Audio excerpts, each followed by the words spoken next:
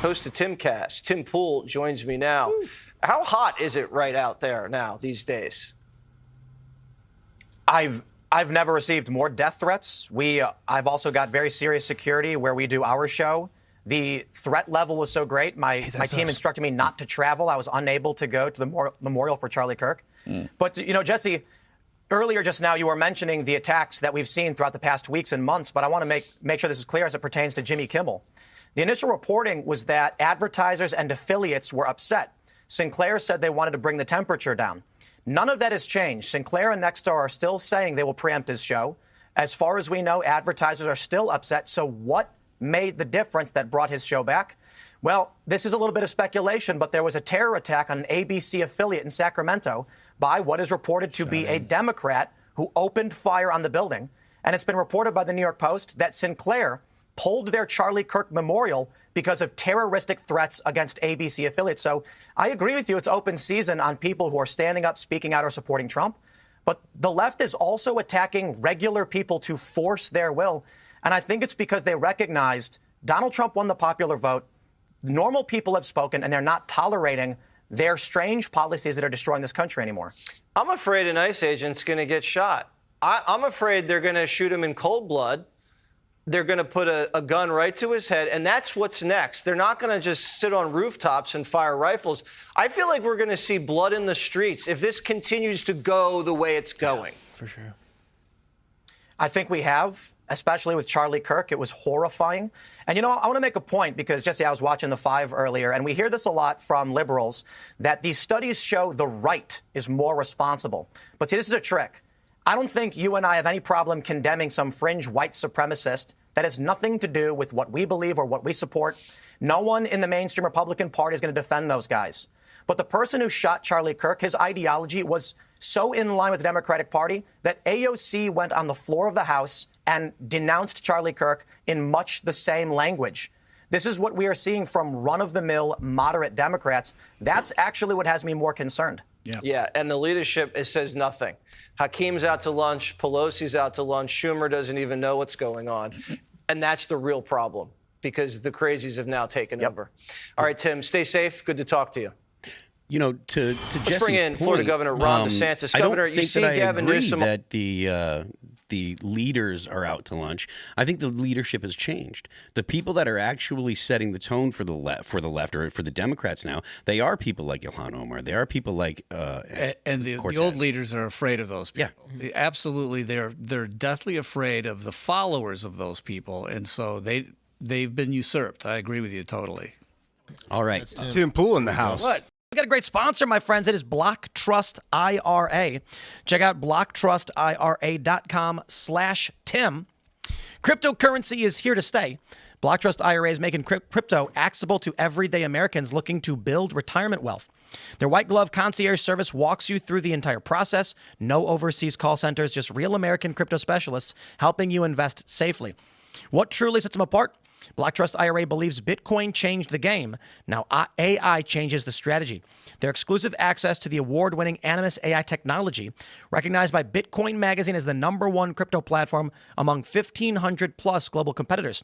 The system works 24/7, executing sophisticated strategies that outperform traditional buy and hold approaches by a significant margin, minimizing risk and maximizing opportunity. With over 60 cryptocurrencies to choose from, and military-grade security protecting your investments with $200 million in insurance, you can diversify with complete peace of mind. Whether you're rolling over an IRA, 401k, or just starting in crypto, Block Trust IRA has you covered. For a limited time, you can get up to $2,500 in free bonus crypto when you open an account. So check out blocktrustira.com/Tim. Don't forget, all investing has risks. You guys need to make sure you are making these decisions for yourself and based on the advice from these individuals, what you think works. I will also just add on top of this, I am very, very happy personally that I bought Bitcoin 10 years ago. We just saw him on TV. Yeah, it's magic. That was a time warp. What are you guys talking about? Shout out to Jesse Waters. Talking about video game, though. We were just talking about you, actually, and kind of following up with the conversation. Ooh, it's getting warm in here. I'm going to turn this on. Yeah, that's fine. My neck was cold. Have you unmuted? Where were we at this point? Right. Oh, talking about the leadership in the Democratic Party, and that actually maybe the real leadership is the youth of the Democratic Party. Yeah, AOC and the squad and Ilhan Omar. Ilk. with AOC reported to want to run for president in 2028. Because the point I was just making to Jesse Waters that I've made on the show before, I don't care to denounce, you see I'm running, some fringe white supremacist guy. Like, we all will denounce that. Nobody wants to support that. But AOC goes on the House floor and condemns Charlie Kirk and spreads those lies, the same lies that motivated the shooter, as far as we know. Yeah, she absolutely did. Yeah. Or even, like you said, and the common sense center of the right is not labeling even the left, the far left, or the even the middle left with the same kind of vitriol that we're hearing coming back at us. We're not. We're like, hey, do you have different ideas? Do you have different goals? Let's talk. Are you socialist? Let's talk about your socialism and why we think it doesn't work. But we're not calling you an existential threat, and we're not calling you, killers or something, unless you start continuing to call us Gestapo and Nazis, which is encouraging the fringe nihilists to start shooting at us. You know, one thing during Biden's reign, no one on this show referred to him as Hitler. What they were doing with Twitter, especially the fascist regime affecting and controlling the corporate media, we still didn't fall back on ad hominem attacks and likening him to a terrorist threat. It was just like, look, we're going to create better leadership and we're going to change this. the closest I can think of that is when he gave that speech with the all red background. Yeah. Even then, it was authoritarian. Yes, it was there were comments of authoritarian, authoritarianism, of militancy, but the right stopped short of actually calling him a fascist or at least of Nazi or something like that. Maybe there were people that said fascist, but that was a little hyperbolic. It was using weird imagery that didn't make sense. But like, we don't even know what to call somebody when we're being called fascist. What's the opposite? I think there is a segment of the right, especially after what happened to Charlie Kirk, where they're using the term demonic and they're referring to that. You know, there is that labeling of their views as demonic, and that was all in the wake of what happened to Charlie Kirk, and that would be the closest I can think of on the right, is their label for those on the other side. Probably. Well, let me just say right. the difference is my father and my father-in-law fought in World War II, fought against Nazis, fought against, I knew somebody who was one of the first guys into Auschwitz. So that's real evil. And yeah, we have to have organized ways of fighting real evil. But when it comes to spiritual evil, we're talking about a spiritual battle. So we're not using guns to fight a spiritual battle. But coming back at us now is actual kinetic weaponry. It's our culture. It's what we believe. It's how we see the world. Yeah. There was one interesting thing. When you go on these shows, shout out to Jesse and Fox, you only get a couple minutes, right? It's like one or two questions. I think the last time I went on, I just talked for like 4 minutes, and then he jumps in. But he made this point earlier in his opening that on the left, they're saying, we're at war. And, we have to fight and do whatever we have to do to win that war. The right's saying that too.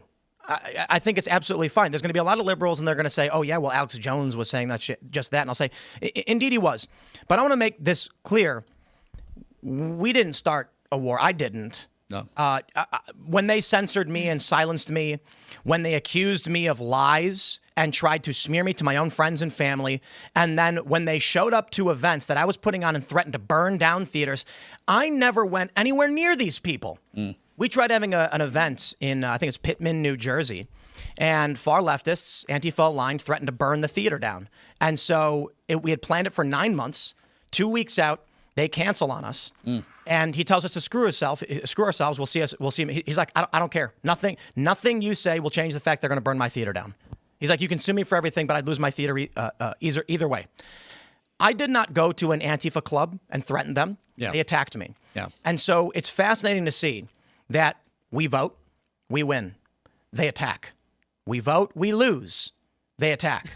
We vote, we win, they attack again, all the while saying they are at war with us. Mm-hmm. And now you are getting people on the right saying it's time to wake up.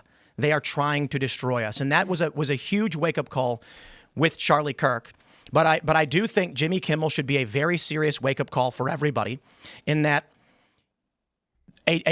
according to the reporting, there's a Democrat-aligned individual, a liberal, who shot up an ABC station, and several other affiliates received terroristic threats over the suspension of Jimmy Kimmel, and they gave him his show back. Yeah. ABC said, we're more scared of the terror from the left than the concerns from the right. They also lost 2% of their value. Disney lost 2% stock value. That's $4 fake billion. news. Is it really? $3.8 billion. Amazon lost more. The stock market dipped, basically. So again, Correlative we are stat. dealing with an unrepentant force. Okay, they are going on X and saying, haha, we did it, boys. Disney just lost $3 billion. They did not lose $3 billion. There's an estimated loss of around 2 to 3 billion market share from the dip of 2%. But if you track the stock market like any sane person, you'll see Amazon dipped more. There's no indication that Jimmy Kimmel, a single show on Disney, caused the entirety of the Disney Corporation, which owns Marvel and Star Wars, to decline. It's the lie they use to justify when the show comes back on the air after a literal terror attack. They then go, it's because we cost them money. I've been thinking about, because you're saying kinetic warfare of guns and spiritual warfare, and like how do you do this? So I'm thinking you need to forgive your enemies. I know this sounds very weird, but in the metaphor of if you're being attacked over and over and you're like, stop, please stop, and they don't, and you're like, listen, my military is so much, you have no idea the hell that will be rained upon you if you keep doing this. Please stop. And they don't.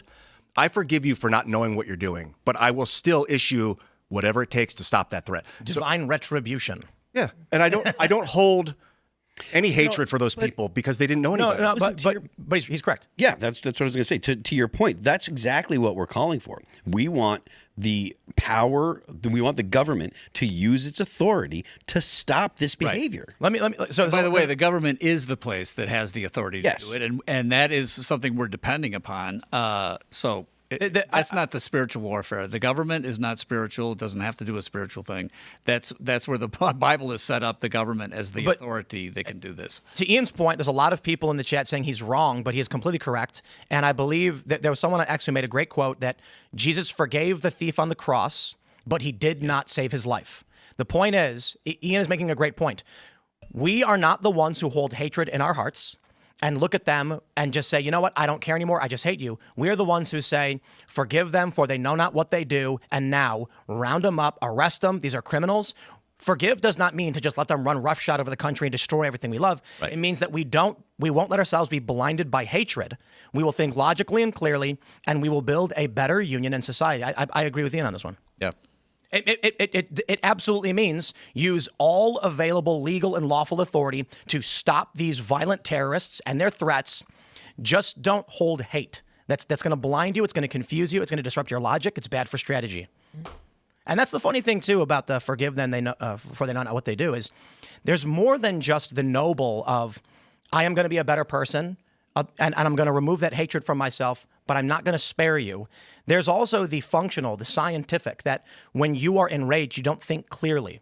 Yeah. So we need to approach this problem logically. That's why after Charlie Kirk was killed, and I, tear-stricken from seeing this, still said, cooler heads must prevail. Right. We need to stop, pause, make sure there's no immediate reaction, keep calm, and then assess what the problem is and how to solve it.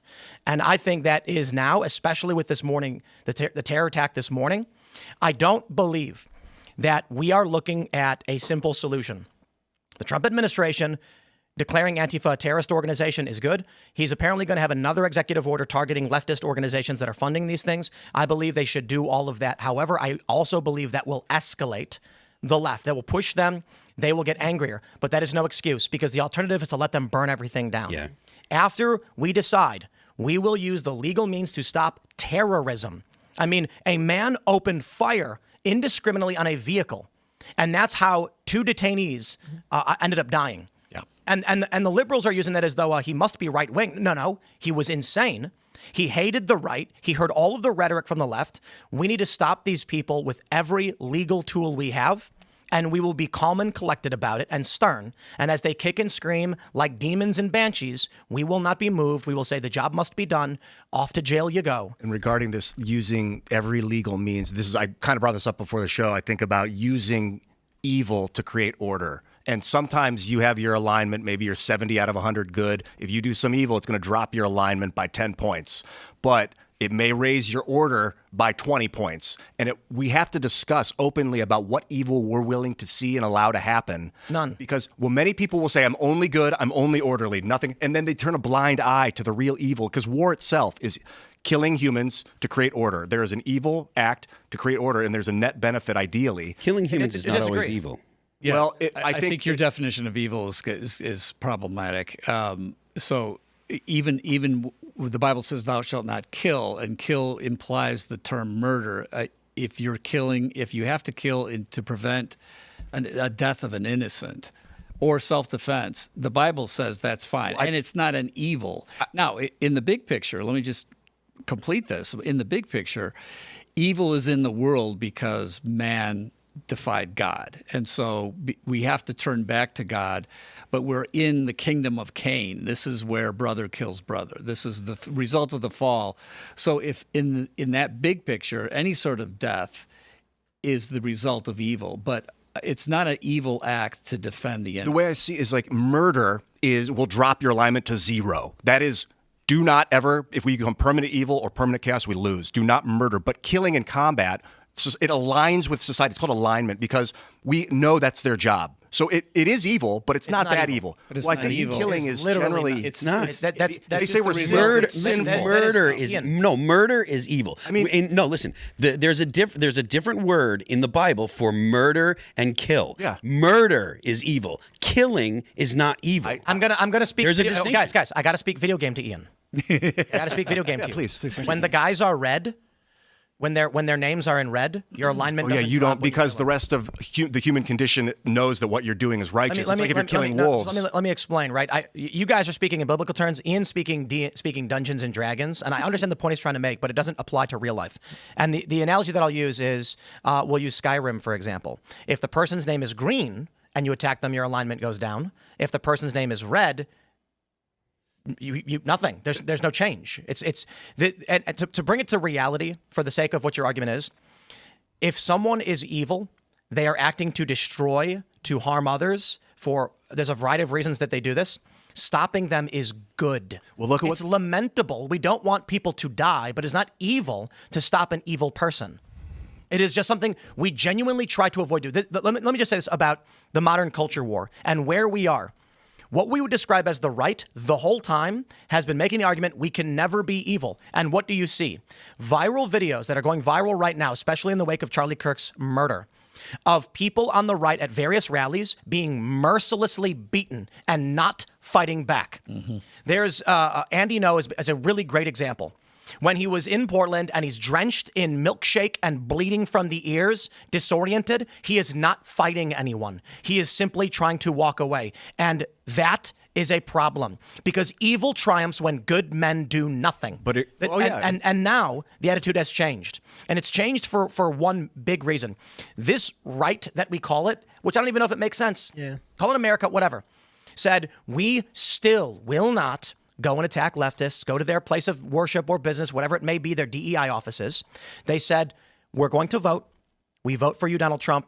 Please use the legal, lawful authority for which all of the people of our country have agreed upon to exercise that authority against those who would transgress upon us.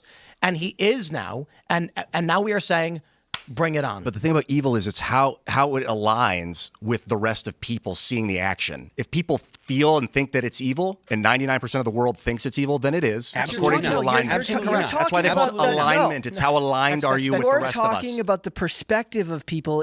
Like you're not addressing whether it is or it isn't. You're talking about how it's perceived by other people. They have been manipulating your ability to act based on how they will portray it to the rest of the world. Like he said with Andy Ngo. If Andy Ngo doesn't attack back, they can't label him as somebody attacking other people. So for a long time, the right has had to tie their hands behind their back and not let themselves act, because of the fact that the media would paint them in a certain way. Now we live in the age of the internet and social media, and the information makes it to people much quicker without the bend from the media telling you what this act was from another person. Thanks for checking out this clip from Timcast IRL. Make sure to watch the show live Monday through Friday at 8 p.m. Subscribe to this channel, and we will see you all there.